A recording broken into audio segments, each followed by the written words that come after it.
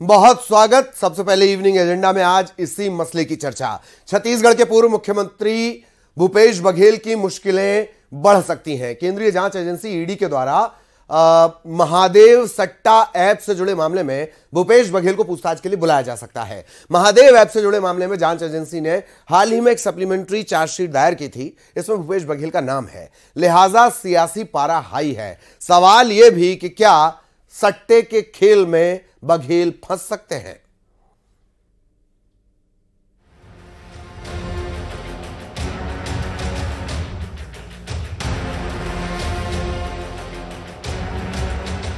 ED जांच agency नहीं, अब ईडी भारतीय जनता पार्टी की षड्यंत्रकारी एजेंसी बन चुकी है।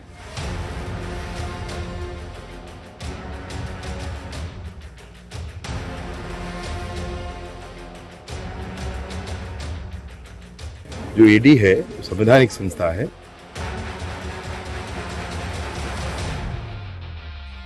ईडी आजकल बहुत चर्चा में है अपने एक्शन को लेकर।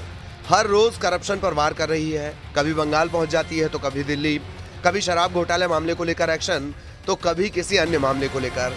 अब ईडी छत्तीसगढ़ पहुंची है, जहां उसके निशाने पर वो हैं जो चुनाव के वक्त से ही चर्चा में थे। चुनाव में इस मुद्दे को बड़े जोर शोर से उछाला गया। वो मुद्दा है महादेव ऐप।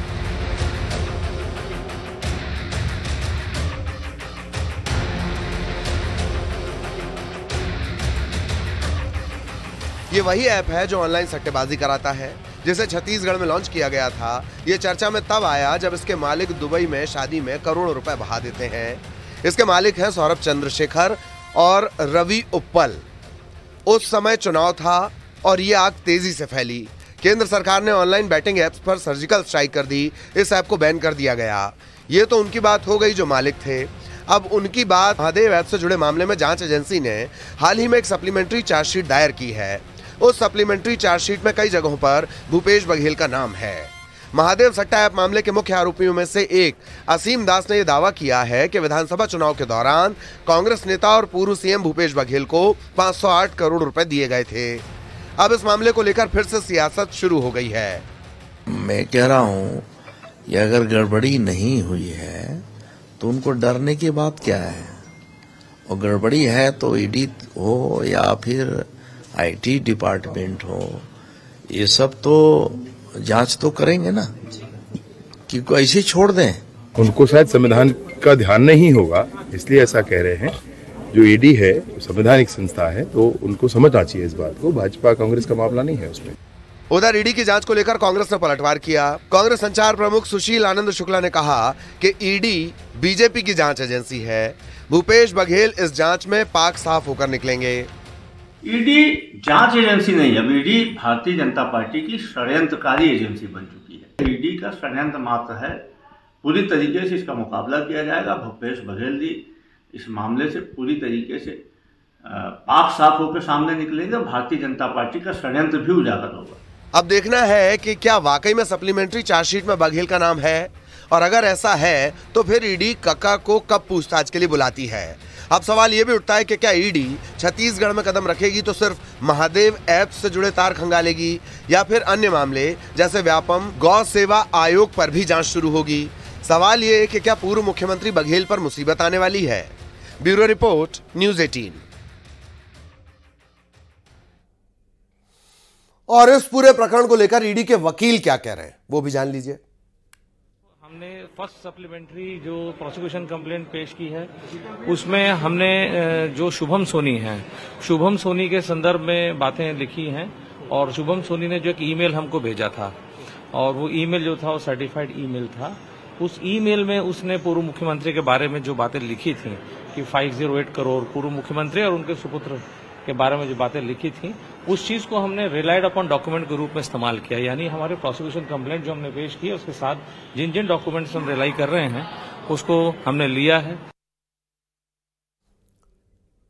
और ईडी की चार्जशीट में नाम होने और समन भेजने की आशंकाओं को लेकर पूर्व मुख्यमंत्री भूपेश बघेल ने ट्वीट किया है। उन्होंने कहा है कि ईडी ने अपनी सप्लीमेंट्री चार्जशीट में जिस तरह से मेरा नाम लिखा है वो राजनीतिक षड्यंत्र का हिस्सा है।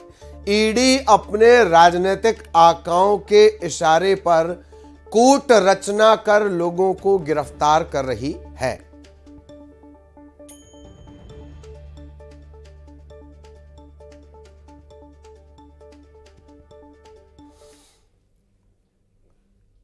और छत्तीसगढ़ के पूर्व उप मुख्यमंत्री टीएस सिंहदेव ने महादेव ऐप के आरोपी द्वारा भूपेश बघेल का नाम लेने पर बयान दिया।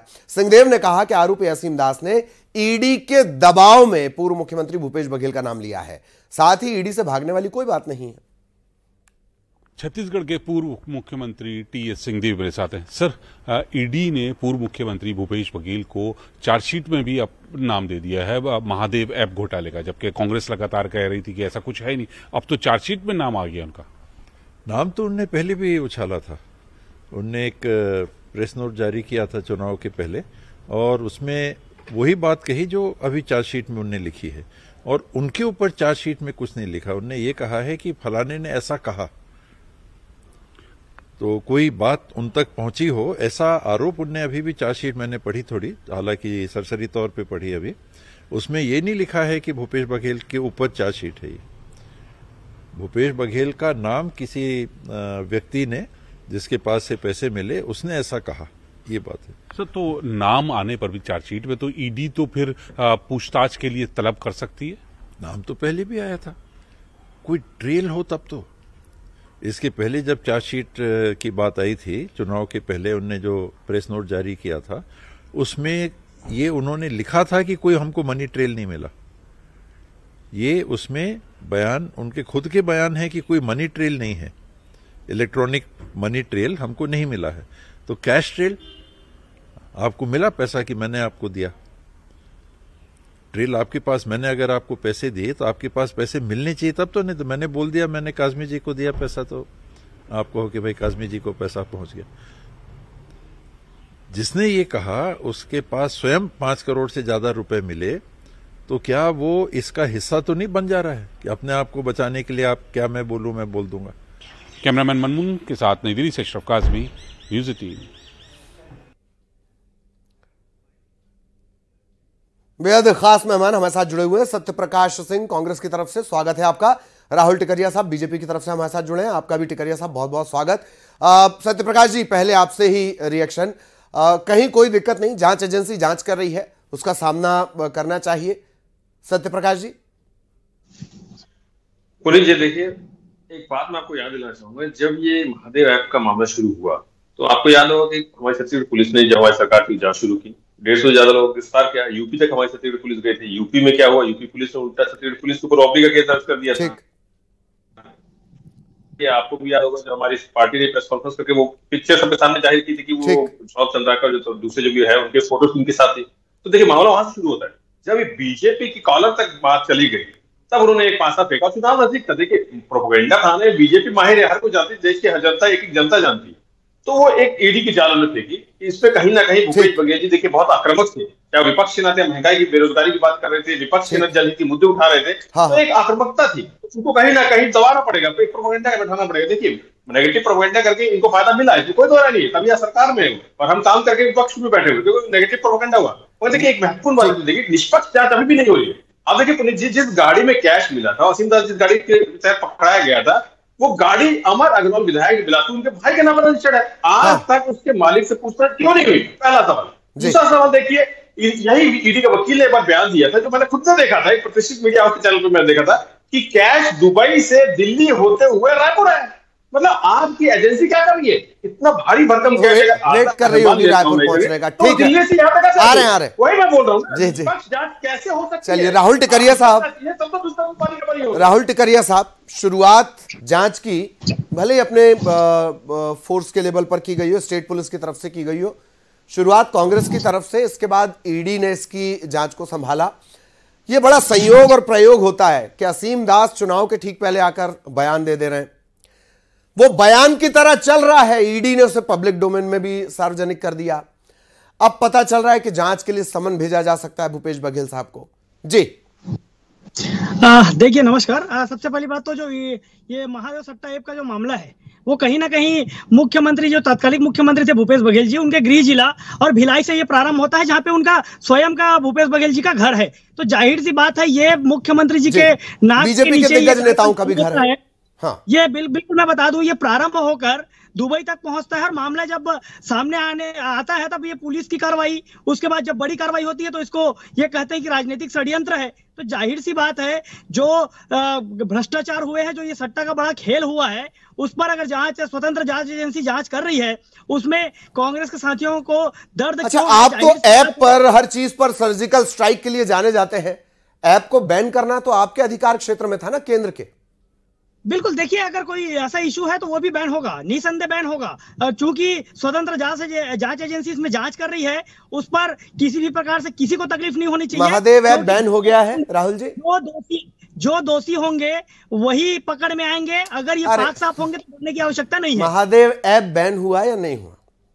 जी नहीं, अभी फिलहाल नहीं हुआ, मगर जांच चल रही है। बैन होगा, क्यों नहीं होगा, बैन होगा, बिल्कुल जांच चल रही है, आप इंतजार कर रहे हैं। सत्यप्रकाश जी, एक बात और कि ये भी बातें निकलकर सामने आ रही हैं, क्या पार्टी में एक लाइन नहीं है, अलग अलग बयान है महादेव ऐप को लेकर, और नाराजगी तो खैर बार बार निकलकर सामने आ रही है कांग्रेस के नेताओं में आपस में। ऐसे कैसे होगी फाइट, सत्यप्रकाश जी? हम तो एकजुट है महादेव ऐप को लेकर। देखिए, जब हमारी सरकार थी, पुलिस प्रशासन, पूरा प्रशासन उसके खिलाफ कार्रवाई कर रहा था। हमारे हर नेता कार्यकर्ता उसके खिलाफ थे कि हाँ, इसको बैन करना चाहिए। आपको भी याद होगा, भूपेश बघेल जी ने सबसे पहले आवाज उठाई कि केंद्र सरकार के हाथों में, इसको बैन करें। और आपको मालूम है बैन हो चुका है, मगर लेट हुआ था। हमारी आवाज उठने के बाद ही बैन हुआ था ये। और एक चीज और मैं बोलूंगा, देखिए ये जैसे बात कर रहे हैं, देखिए यही मेरे को बहुत मुद्दा लगता है, बहुत सम्मान के साथ मैं बोलना चाहूंगा। राहुल टिकरिया जी मैं छोटे भाई जैसे, मगर देखिए इन्होंने जैसे बोल दिया कि भूपेश बघेल जी बिलाए गए। अरे भाई साहब, बनारस में भी 3 लोग आप ही की बीजेपी आईटी सेल गिरफ्तार हुए दुष्कर्म के आरोप में। तो ये क्या माना जाए कि मोदी जी के संरक्षण चल रहा है उसमें? क्या आप दुष्कर्म कीजिए, मैं यहाँ बैठा हूँ? तो देखिए ये बहुत दुखता था, और यही मैं बोलना चाह रहा हूँ कि बीजेपी वाले प्रोपेगेंडा कैसे बनाते। एक छोटा सा आपके सामने आगे पुलिस देख लीजिए, ऐसे प्रोपेगेंडा बनाते। और मैं वही बोल रहा हूँ कि आप जांच निष्पक्ष कीजिए ना। आपको पुलिस ये मालूम होगा कि आप इतने वरिष्ठ पत्रकार, ईडी अभी छगन भुजबल के मैटर में क्या उसने बोला है कि कागज नहीं मिल रहे। मतलब इससे हास्यास्पद क्या बात हो सकती है? इतनी बड़ी एजेंसी बोल दे छगन भुजबल के मैटर में, जो आदमी जेल होके भी आ गया है, कि अब कागज नहीं मिल रहे। मतलब आप हमारी पार्टी में आ गए तो हम इस तरह से मजाक भी कर सकते हैं, कागज नहीं मिल सकता। हमारी पार्टी में आ गए तो हम आपको छोड़ भी सकते। आज की तारीख में अजीत पवार जी का मामला क्या है, जगन भुजबल का मामला क्या है, हेमंता बिस्वा शर्मा क्या मामला है, ये बता दें। तो देखिए, निष्पक्ष जांच कैसे होगी? जब निष्पक्ष जांच होगी तभी दूध का दूध पानी का पानी होगा। आप पहले उस ड्राइवर को बुलाइए, उस मालिक को, गाड़ी के मालिक को बुलाइए, सबको निष्पक्ष जांच कीजिए, तब दूध का दूध पानी का। राहुल टिकरिया जी, एक तो बात जो निकल कर आई, राजनीति करने के लिए जिस गाड़ी का जिक्र बार बार सत्यप्रकाश जी कर रहे हैं, उनसे पूछताछ क्यों नहीं? एक फिर मेरा एक एड ऑन रहेगा। राहुल जी प्लीज। नहीं, बिल्कुल, मैं आपको बता दूं, जिस प्रकार से जांच एजेंसी काम कर रही है, निसंदेह बुलावा क्यों नहीं होगा, पूछताछ होगी। और रही बात, अभी भूपेश बघेल जी का भी नाम ही आया है, कोई पूछताछ नहीं हुई है, तो इसमें तकलीफ होने की आवश्यकता नहीं है। निसंदेह समय समय पर और जो जैसे आवश्यकता होगी जांच एजेंसी को बुलाती जाएगी और पूछताछ करेगी। ये जांच एजेंसी का मामला है। ठीक, हाँ, जो स्वतंत्र जांच करती है, उसकी स्वतंत्र जांच में ज्यादातर वो राज्य हैं जहां पर बीजेपी की सरकार है नहीं। ये भी बड़े हैरत की बात है। देश ने तो वो दौर भी देखा है जब सीबीआई को तोता कहा गया। एक बात और राहुल टिकरिया जी, इतना जांच एजेंसी काम कर रही है इतने तेजी के साथ, ये सक्सेस रेट क्यों नहीं सुधर रहा है? ईडी का 0.5 है मेरे ख्याल से। बिल्कुल, जांच एजेंसी का जो, चूंकि मैं जांच एजेंसी का प्रवक्ता तो हूं नहीं, रही बात मैं भारतीय जनता पार्टी का प्रवक्ता हूं, और जिस प्रकार से जो भी आरोप है उस पर जवाब दे सकता हूं। उनका जो रेटिंग है निसंदेह वो किस प्रकार से जांच करते हैं और किस प्रकार से उस पर अपना रिपोर्ट प्रस्तुत करते हैं, उस पर डिपेंड करता है। ठीक जी, नहीं, जांच एजेंसी को नियंत्रित तो कोई बॉडी करती है ना, इसलिए हाथ से आपसे सवाल पूछा। बहुत बहुत शुक्रिया राहुल जी। सत्यप्रकाश जी धन्यवाद, वक्त कम है, इतना ही हमारे पास चर्चा के लिए वक्त था। बहुत बहुत शुक्रिया आप दोनों को हमारे